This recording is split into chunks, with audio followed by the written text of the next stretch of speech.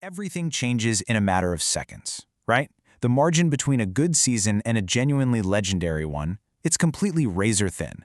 Welcome to The Explainer. Today, we're diving deep into the Houston Texans in 2026, a team that is standing right on the absolute precipice of greatness. But, as anyone who really follows the National Football League knows, having a phenomenal star-studded core, that's only half the battle. The rest? Well, the rest is about the agonizing, microscopic choices a front office has to make when the clock is ticking down, the stakes are unimaginable, and the pressure is just suffocating.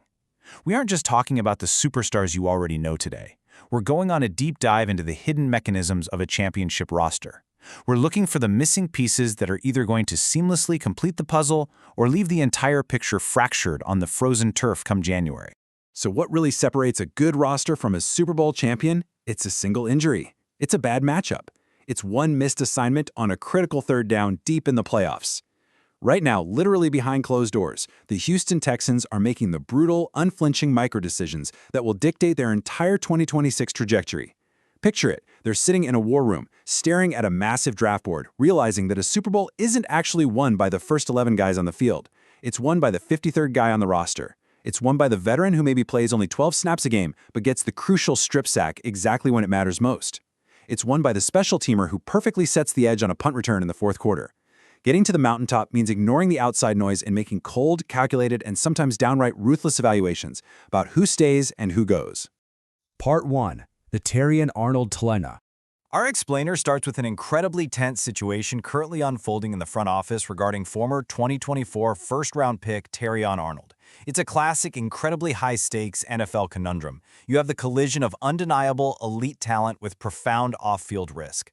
Now, the Texans recently brought Arnold in for a physical, which sends a very clear message to the rest of the league. They are leaving absolutely no stone unturned in their pursuit of a title. But when you look at this whole situation, you really have to ask yourself, at what cost? Let's just look at the facts as they stand. Terrion Arnold faces severe June felony charges for kidnapping and armed robbery.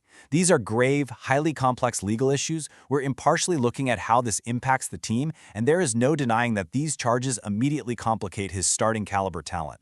The front office has to weigh these severe legal issues against the cold, hard reality of their current roster, not to mention the intense, suffocating media scrutiny that inevitably follows a signing of this massive magnitude.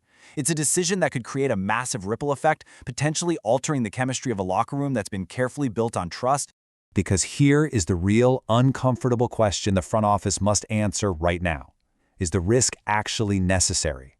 Arnold is a boundary corner, sure, but he would be walking into a secondary that already boasts two elite options. In fact, if you look around the league, Houston's secondary is currently considered one of the best in the entire NFL, completely without his presence in the mix. They are a well-oiled machine right now. Defensive backfield play is all about unspoken communication. It's knowing exactly when to pass off a deep crossing route and trusting the man next to you implicitly. Bringing in a high-risk prospect, even one with that undeniable first-round pedigree, to an established elite unit, it's kind of like performing surgery on a perfectly healthy patient. The talent is tempting, absolutely it is, but the potential disruption to that finely tuned defensive backfield could be completely catastrophic when the playoffs arrive and the margin for error drops to zero. Part 2. Elevating the air attack. Okay, so if the secondary isn't the absolute priority for a late offseason upgrade, the spotlight immediately shifts to the other side of the ball. It shifts right to the franchise's most valuable asset, C.J. Stroud, and the weapons available on the free agent market to elevate his air attack. A quarterback, no matter how generationally gifted they are, needs an arsenal that can survive the grueling war of attrition reality of an NFL regular season. And this depth chart we're looking at brilliantly illustrates the intense competition currently raging in Houston's wide receiver room. Beyond your established WR1 and Nico Collins, you have an absolute dogfight on your hands. You literally have a dozen wideouts fighting tooth and nail for a 53-man roster spot. We're talking about guys like Jaden Higgins, Jalen Noel, Xavier Hutchinson, and Tank Dell. They are chomping at the bit for snaps. But while it is an incredibly exciting group, it's also a distinctly young, largely unproven group at the bottom of the depth chart. And you know how it goes in the playoffs. When the game suddenly slows down, the throwing windows shrink, and defenses tighten up, youth can sometimes translate to incredibly costly mistakes. 81. When I was digging through the receiver data from last season, this number completely stopped me in my tracks. Just let that sink in for a second. That is the number of receptions Keenan Allen hauled in last season, for 777 yards and 4 touchdowns with the Chargers. Now, in the modern NFL, that is not just a statistic. That is a towering testament to absolute reliability. That is a seasoned veteran who knows exactly how to sit down in a soft zone. A guy who knows how to expertly manipulate a defensive back's leverage without relying purely on raw speed. And most importantly, that is how you become a young quarterback's absolute best friend, when the pocket is collapsing, the crowd is deafening, and the entire season is on the line. Keenan Allen's proven inside and outside versatility could instantly elevate this young Houston air attack. See, the beauty of this is that he isn't here to demand 150 targets and stunt the vital growth of Tank Dell or Jaden Higgins. That's not his role anymore. He is here to be the ultimate safety blanket. Think about it. When a defense brings a heavy zero blitz and CJ Stroud has exactly 1.2 seconds to get the ball out of his hands, an inside-outside versatile veteran like Allen knows exactly where the hot read is. He acts as a concrete safety net. And speaking of veteran receivers and safety nets, well, this naturally brings us to a massive storyline that has been absolutely dominating the rumor mill all off-season.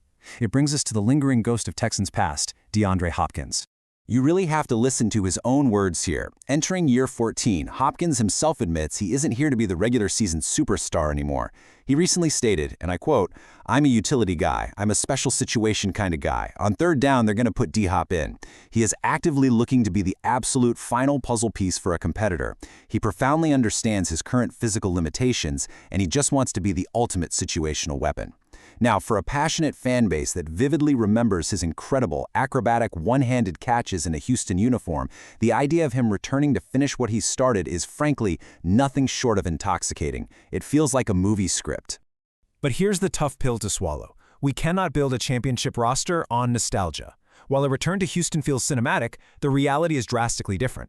Outside receivers like Higgins, Dell, and Hutchinson would directly eat into Hopkins' snaps. Because of his highly specific skill set at this advanced stage in his career, he would essentially become a redundant WR6 on this specific depth chart.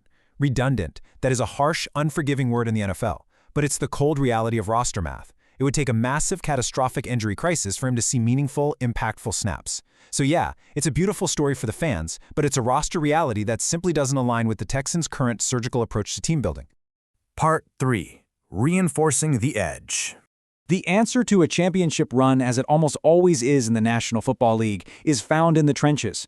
You win championships by violently disrupting the opposing quarterback, period. You need a stable of edge rushers who come in waves, exhausting the offensive tackles until they physically and mentally break.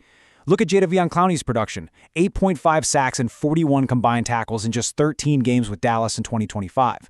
For a rotational player at his age, that number is absolutely staggering. It represents one of the most productive stretches he has had in years. And honestly, it presents a fascinating opportunity for the Houston Texans to orchestrate a reunion that actually makes profound, undeniable football sense. Because it's not just about the raw sack total, right?